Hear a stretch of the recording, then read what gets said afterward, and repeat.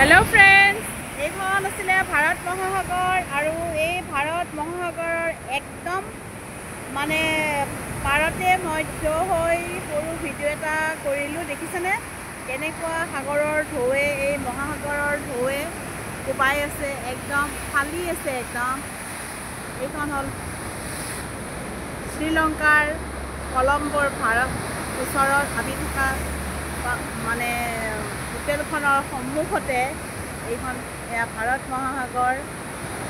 আৰু মই আগতেও আপোনালোকক ক'লোঁ, দেখিছেনে খুব ভাল লাগিছে। এই মহাসাগৰখনৰ পাৰতে এইটো হ'ল ৰেল ষ্টেচন আৰু এইটো হ'ল গাড়ী আৰু এইকেইটা হ'ল ফ্লেট আৰু আমি আছোঁ এই ফ্লেটটোতে। খুব ধুনীয়া, সন্মুখতে ৰাস্তাৰে গাড়ী গৈ আছে, ৰেল লাইন আছে। আকৌ এয়া হ'ল সাগৰৰ পাৰ। খুব মজা লাগিছে, আহিব আপোনালোকো, ভাল লাগিব। সৰু কেক এটা ৰাখিলোঁ আৰু আজি আমাৰ কলম্বো চহৰৰ সাগৰৰ পাৰত শেষ দিন আৰু কেতিয়ানো আহিম তাকে সৰু ভিডিঅ' এটা কৰিলোঁ। মেঘে গৰ্জি আছে, সাগৰে ঢৌ কোবাই আছে।